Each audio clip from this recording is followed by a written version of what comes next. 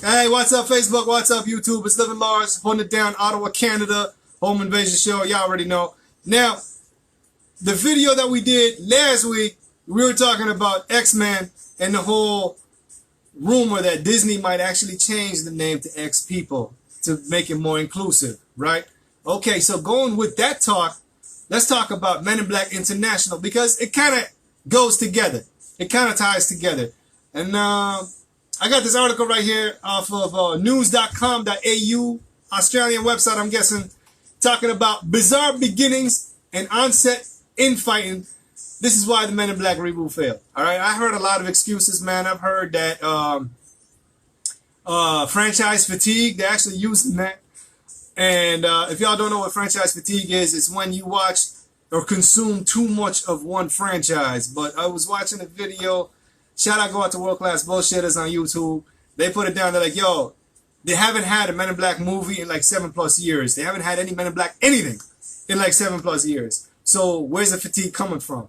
I don't know. But to me, it seems like it's just an easy ass excuse or whatever. You know what I'm saying? But here, let's read this right here. All right.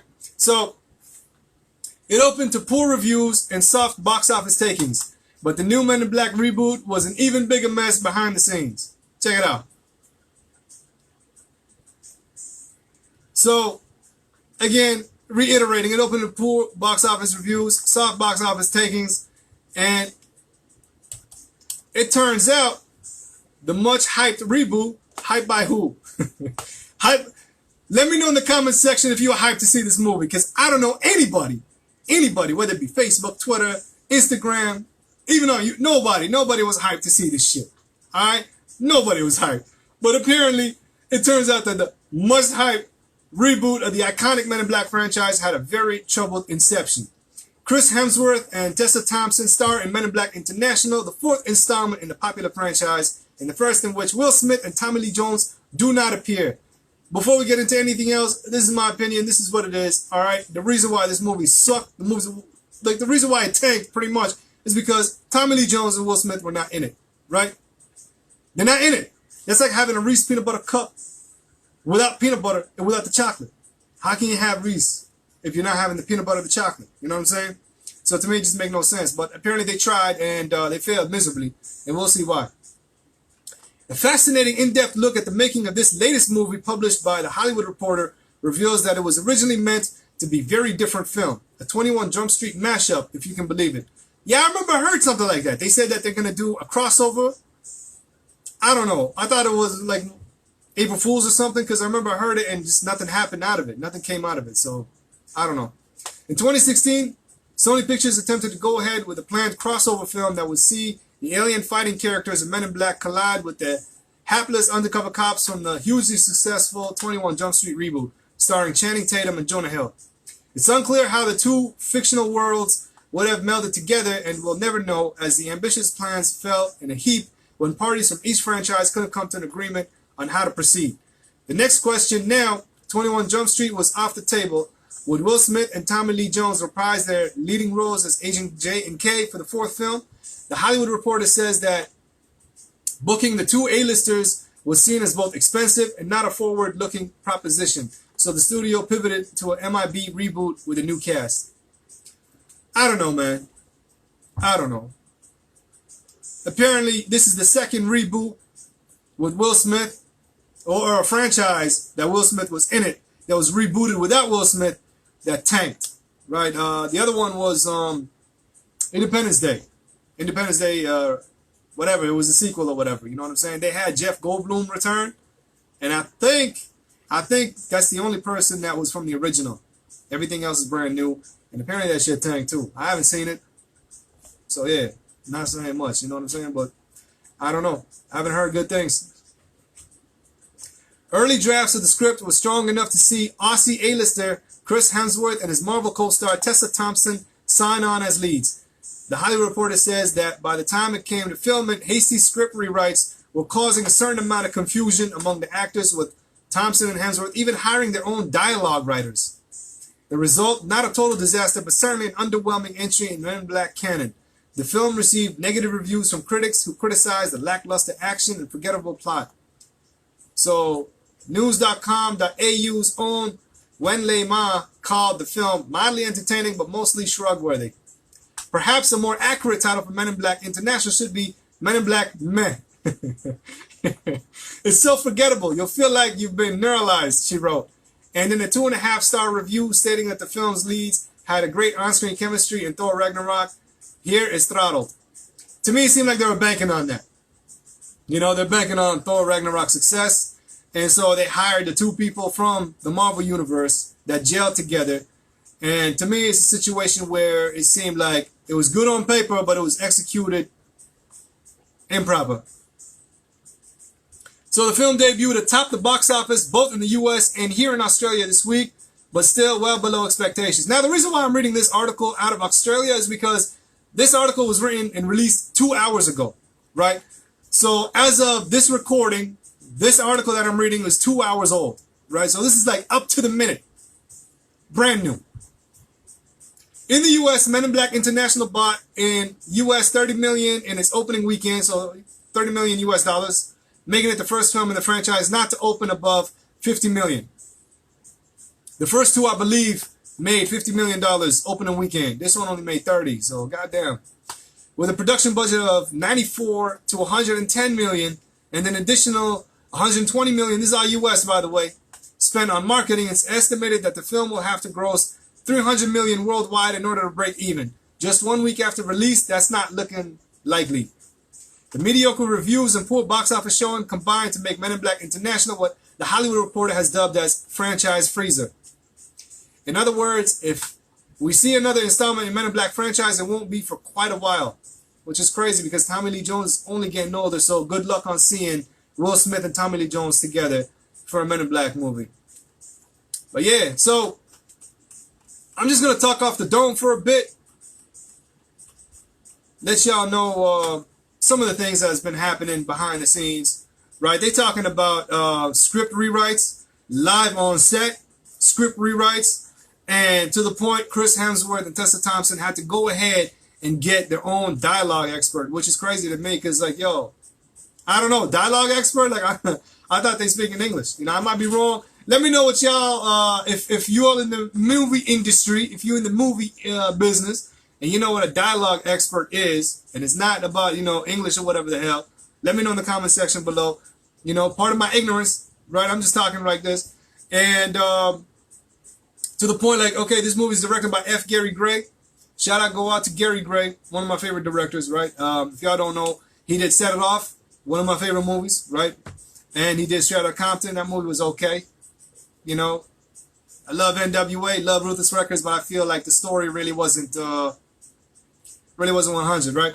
So they had him set to direct the movie, right? And apparently there was clashing going on between him and the producer to the point that Gary Gray wanted to leave the movie. He wanted to leave the movie so many times, but Sony talked him into staying, right? This movie should be called Directed by Alan Smithy, to the point where, like, everything up to this point, the only thing left for Gary Gray to do is to disown the movie the way Josh Trank did on Twitter when it came to Fantastic Four. Remember that? That's the extent that Gary Gray, up to this point, right, leading up to this, if he's done this, then that's it. This is directed by Alan Smithy, period. You know? And just hearing about some of the dialogue rewrites and like the script and all this shit going on live while the actors are doing their thing, it just reminds me of the Super Mario movie back in the days, right? Super Mario, back in like 90, I believe, 91. I might be wrong, right? John Leguizamo was in it, shit like this, right? They had the same issues. They had a lot of clashing going on. They had a lot of egos. They had a lot of, you know, script rewrites and all this shit up, like, to the point where the actors did not even memorize their dialogue anymore. They're like, yo, what's the point? The script that they're going to give us today is going to be different today when we're going to be trying to pretty much shoot the scene. They're going to give us something else, right? And to me, this is it. This is the same thing right here, right? Now, if I were to categorize this Men in Black movie, right, I would put it in the same category. Like Super Mario is up here. Compared to this, it's up here, right? And then you got Son of the Mask and that new Men in Black International right down here. You know what I'm saying? I put this movie in the same category as Son of the Mask. Pretty much the same deal, right? You got the Mask franchise without Jim Carrey. What you got? Absolutely nothing. You got the Men in Black franchise without Tommy Lee Jones. or Will Smith. What do you got? Big fat zero. Nothing. You know what I'm saying? To the point they didn't even make their money. And on top of that, they're saying that this movie is going to lose more money than it is, right? Some crazy shit. Legit some crazy shit. I don't know.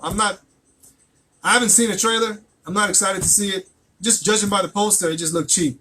You know, the way the poster looked, I was like, you know what I mean? Like, I went ahead and looked back at some of the original posters from like the original movie in '97 and like the rest.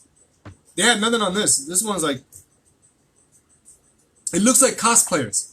It legit looks like Tessa Thompson looks like a little kid dressed up like a Men in Black thing. You know what I mean? And that's that, right? But see, here's where the X-Men talk that I did last week ties in together with this, right? So, according to Tessa Thompson, she's like, you know what? We've got so many women, strong females in this movie right here. So to call it Men in Black is wrong, pretty much, right? She's like, we should change the title to be more inclusive. She said, going forward, the franchise might consider changing the title. And she was giving some suggestions. She's like, she actually had meetings with the Sony higher-ups in order for them to change the title, right? And some of the title changes that she suggested was People in Black, so PIB, right? Men in Black, MIB. It would be called PIB, but she's like, that sounds like a sandwich. So it's like, maybe Humans in Black. But then she's like, the acronym would be HIB. And she's like, that sounds like something you don't want to catch, you know? So it's like, these are just some suggestions. She's like, I even know that they sound stupid, but going forward, the movie will be changed into something else, right? To me, it just seems a little extreme, all right, considering that if you know the whole history behind the phrase Men in Black, you know that it has nothing to do about, like, you know, men and women or anything like this. You know what I'm saying? When it comes to, like, UFO sightings, when it comes to people that pretty much bust anything UFO related from the government, the rumor goes, urban legends go, that they've been visited by people, by some pretty much men in black, right? But these are some strange looking men. They were described as being unearthly, you know what I mean? Like, they seem like aliens themselves is what I'm trying to say, right? Apparently they had, they were like tall as hell, like maybe 6-7 feet. And the way they talked didn't seem natural. Like they would take pauses and the way their voices sound was, you know what I mean? Like it was inhuman pretty much. They had their eyebrows shaved. Like it was crazy, right? Go ahead and look it up, man. Go ahead and look it up. Anything like Men in Black related in terms of like alien sightings and shit like this. You know, people's one-on-one accounts and stuff. It's strange, it's bizarre, and that's what it is. So when they say Men in Black for this movie, they're not necessarily specifically saying Men in Black. They're talking specifically about that urban legend. And that urban legend is about people visited by men dressed up in black, talking to them about the alien sightings and making them forget. People were saying that they tied to the government and shit like this, you know? So to me, it's kind of overboard, you know? And again, it goes back to what I said about the X-Men movie. It's going to lose its like franchise appeal kind of thing, you know what I mean? It's going to lose its name, its identity, you know?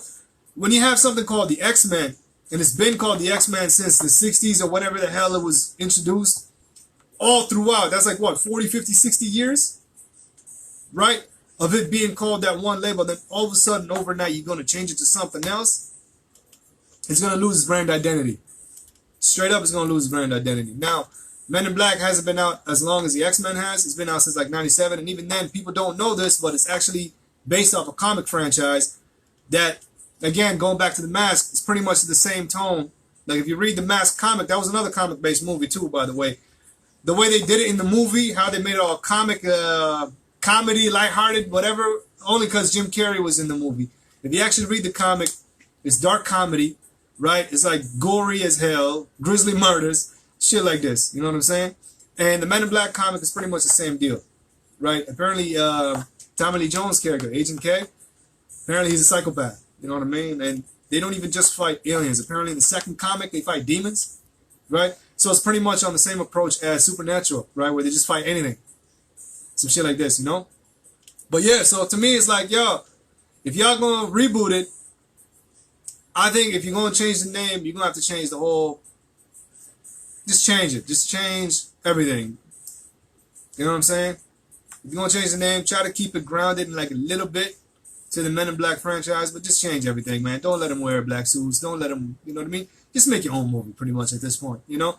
You're more inclined to make money that way than it is to be like, hey, this is the Men in Black movie, but guess what? It's not Men in Black anymore. It's whatever in black. Right? And this is what we're going to do. People are going to be like, yeah, we're not with it. Straight up, they're going to say we're not with it. You know? And I'm not just saying this because I'm saying this from my opinion. I'm saying this on a business standpoint because, man, we've seen these numbers right here, right? We've seen it. We've seen movies lose money because of stupid-ass mistakes like this, right? Some crazy shit. But let me know what y'all think in the comment section below. Do you agree or disagree with what was said? Y'all hype for this movie? Have you seen this movie? And if you haven't, why not? Right? Hit me up. LivingLarge187 is where you can find me on Twitter. At LIVINLarge187 on Twitter is where you can find me, like I was saying.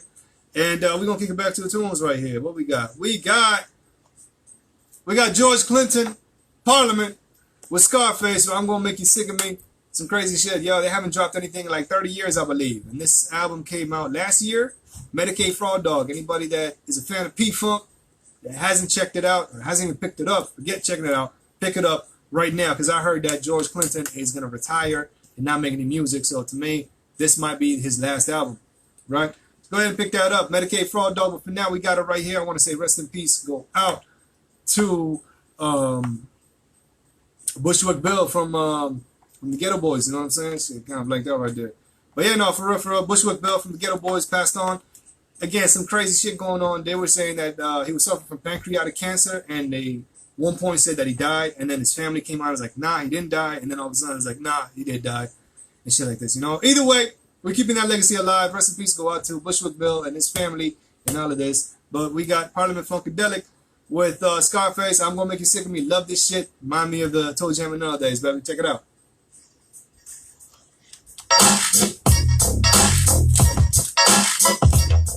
That's about all the funk y'all gonna hear. But yeah, I'm telling you, check out that album.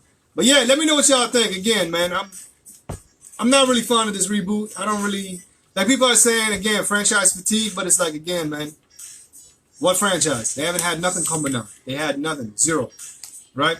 So what fatigue can we, well, what franchise are we fatigued from? You know what I'm saying?